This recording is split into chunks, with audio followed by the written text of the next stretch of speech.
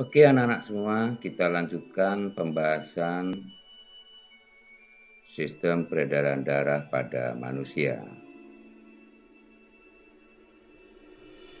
Pada bagian pertama, kalian telah pelajari darah yang tersusun atas 4 komponen, yaitu plasma darah, sel darah merah atau eritrosit, sel darah putih atau leukosit, dan trombosit atau keping darah. Setiap komponen penyusun darah memiliki fungsi masing-masing. Bagaimana darah diedarkan ke seluruh tubuh? Darah beredar ke seluruh tubuh dengan membawa sari makanan, mineral, hormon, antibodi, dan zat sisa makanan. Tentu memerlukan satu organ yang dapat menggerakkan darah dan organ lain yang menyalurkan darah. Organ apakah itu? Kita bahas sistem peredaran darah pada manusia bagian yang kedua. Sistem peredaran darah atau yang secara akademis disebut sistem kardiovaskular adalah suatu sistem organ yang berfungsi memindahkan berbagai zat dari dan menuju sel-sel tubuh. Bukan saja zat makanan yang didistribusikan oleh sistem peredaran darah, tetapi juga zat-zat lain seperti oksigen dan karbon dioksida. Bagaimana peredaran darah terjadi di dalam tubuh? Ada organ yang berperan sangat penting, yaitu memompa darah sehingga darah dapat beredar dalam tubuh kita secara terus-menerus. Dan tentu saja ada organ lain yang mengalirkan darah, yaitu pembuluh darah. Kita akan membahas jantung dan pembuluh darah. Jantung terbagi menjadi 4 ruang atau kamar. Ruang atas disebut serambi atau atrium. Ruang bawah disebut bilik atau ventricle. Baik serambi maupun bilik,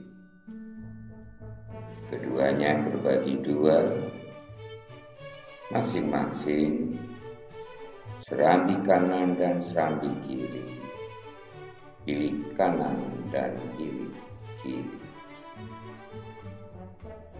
Jantung juga dilengkapi dengan 4 katup, yaitu katup mitral atau katup bicuspidalis, katup aorta atau katup aortik, katup tricuspidalis, dan katup pulmoner.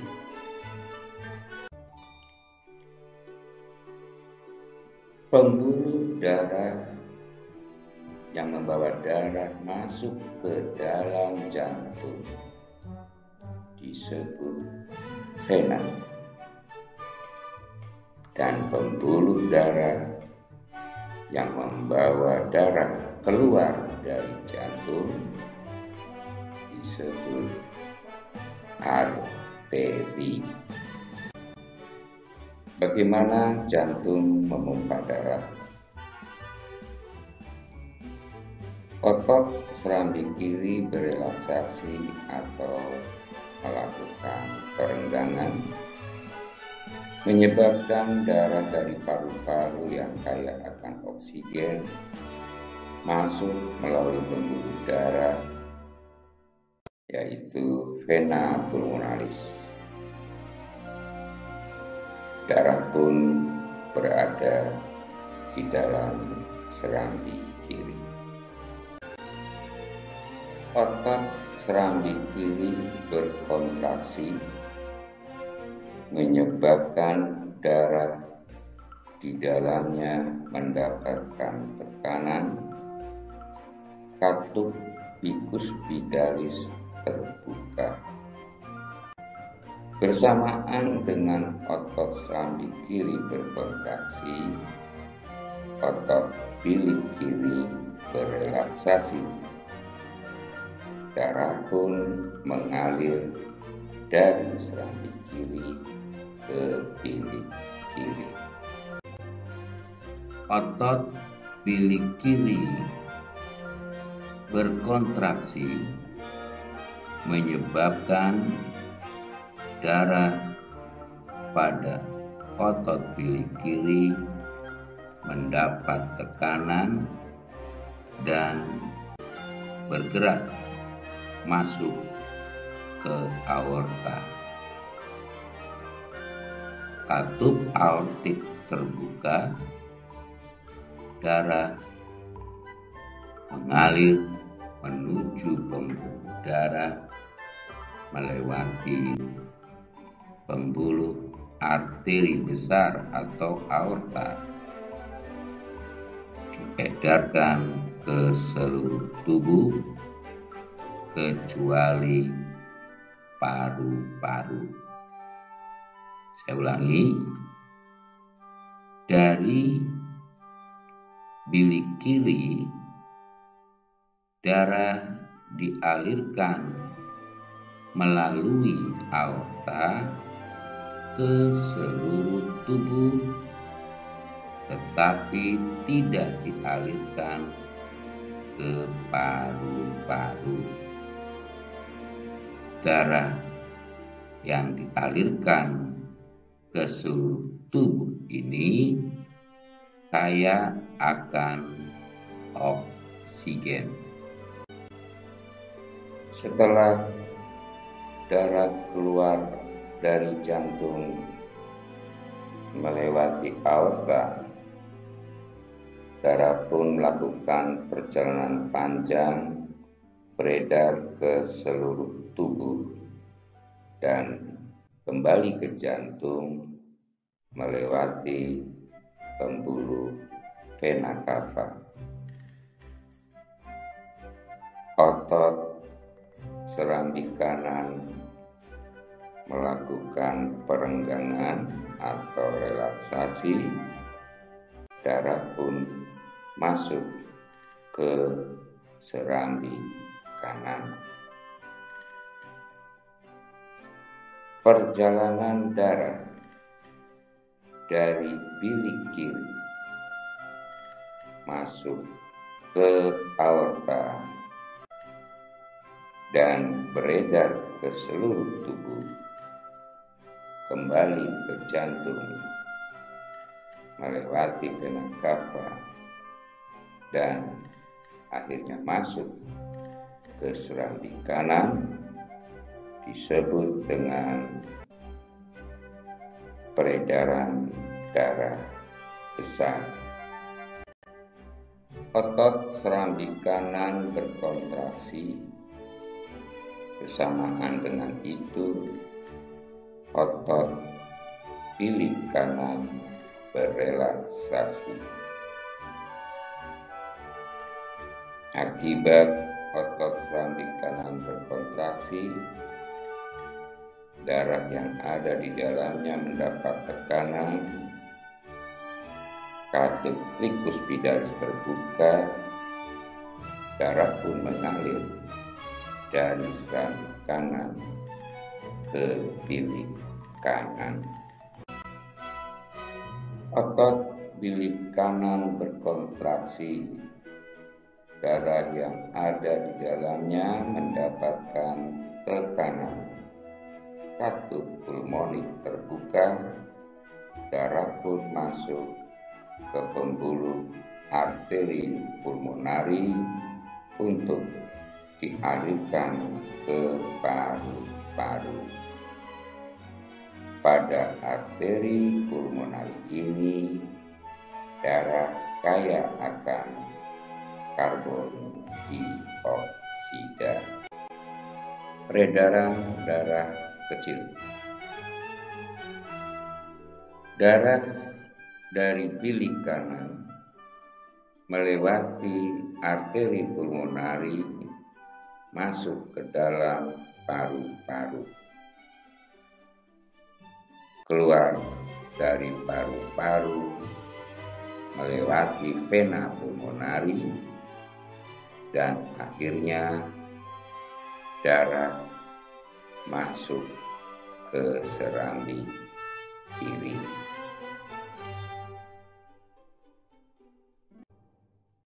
Darah dari bilik kanan masuk ke dalam paru-paru kaya akan karbon dioksida. Di dalam paru-paru, hemoglobin memiliki daya ikat terhadap oksigen dan melepaskan karbon dioksida. Jadi, di arteri pulmonari, darah kaya akan karbon dioksida, sedangkan di vena pulmonari, darah kaya akan oksigen. Ya, setelah kalian pahami, darah beredar dari jantung ke seluruh tubuh kembali ke jantung, itu peredaran darah besar. Darah juga beredar dari jantung ke paru-paru kembali ke jantung, itu peredaran darah kecil. Sekarang mari kita lihat perjalanan peredaran darah itu.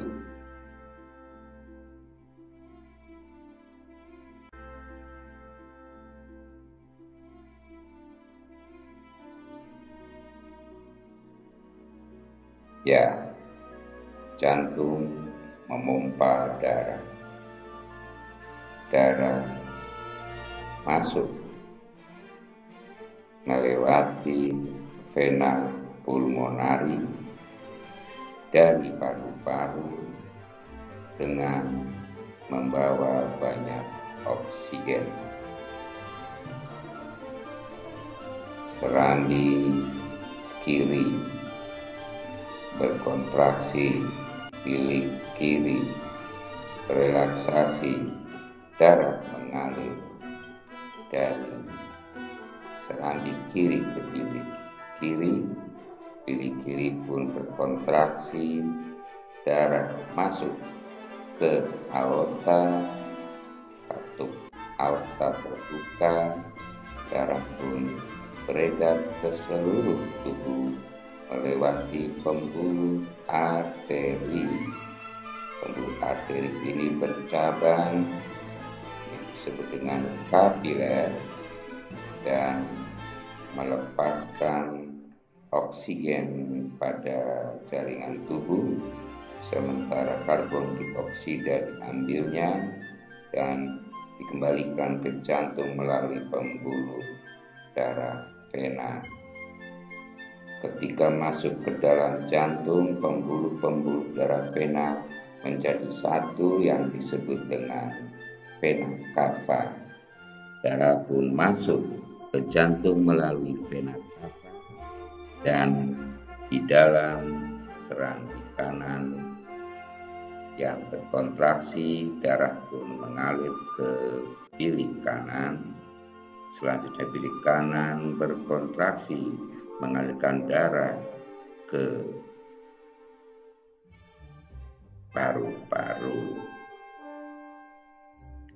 Demikian perjalanan darah